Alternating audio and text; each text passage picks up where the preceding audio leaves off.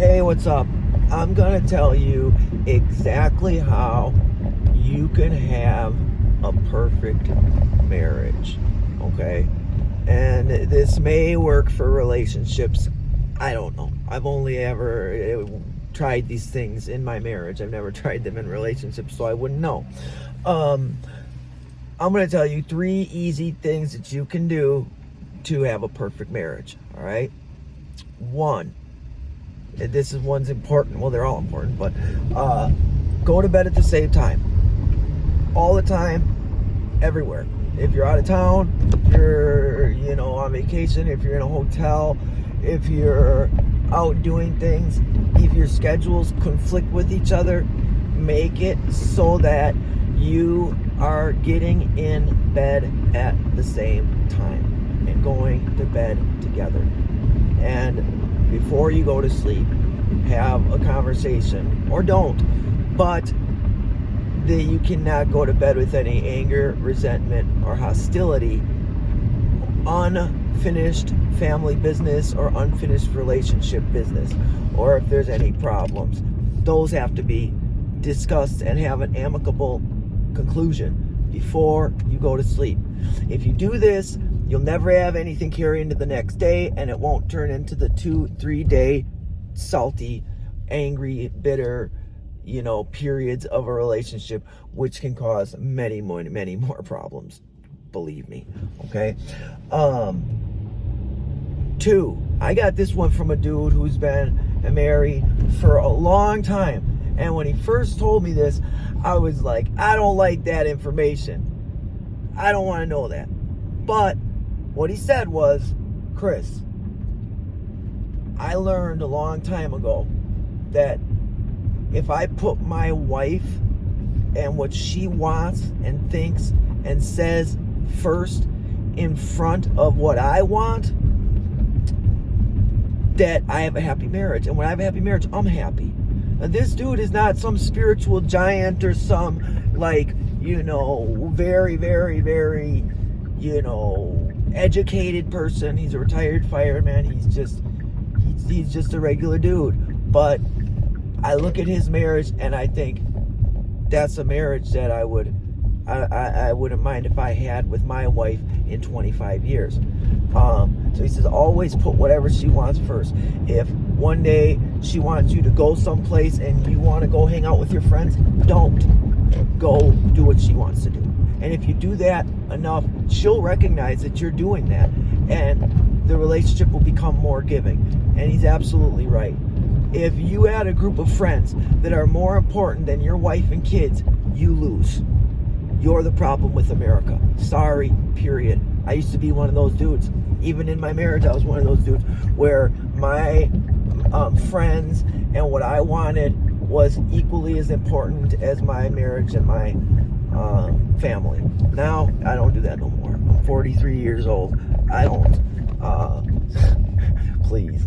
I just don't. My marriage, my wife, my kids, they're the most important thing.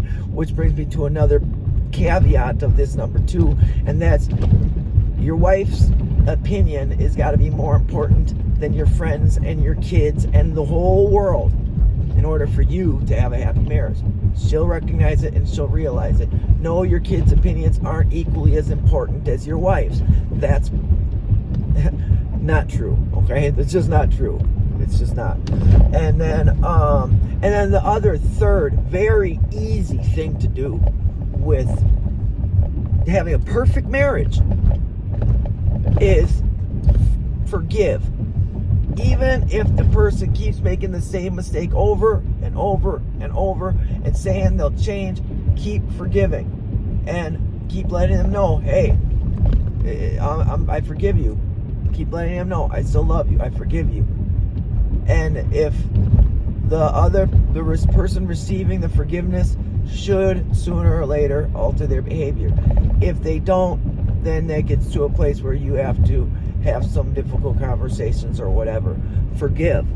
If they snap, if they do something wrong, if there's indiscretions, forgive.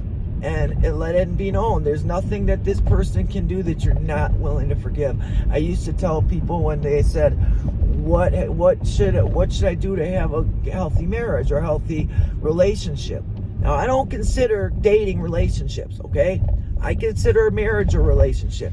If you want to apply this to dating, I don't care. Go for it. But I would tell them, this applies to a married couple. But if you're going to marry someone, think in your head right now, what is the worst thing they could do? Whatever it is, name it. Cheat on you, screw your brother, take your bank account money and spend it on something stupid, whatever. Okay? Whatever that one thing is, it will happen. Not always, but you have to weigh in. Before you go into the relationship and marriage, you look and say, if this person did X, would I still stay married? Would I forgive them, or would I still love them? And if you can't unequivocally answer, I would stay with them, then you need to think about if you want to marry that person. Because in a marriage now, or that thing is going to happen. Maybe they won't screw your brother, but they might cheat. Is that an automatic, oh, you're done? Well, then you might as well be done right now. Oh, they're going to F off all my money. Listen, many families have lost all their money because husbands put it in a bad investment trying to make better family for themselves. And it cost them their marriage, the thing they were trying to provide for. So, that thing will happen. So, 3 things to have a perfect marriage. 1 is go to bed at the same time. 2 is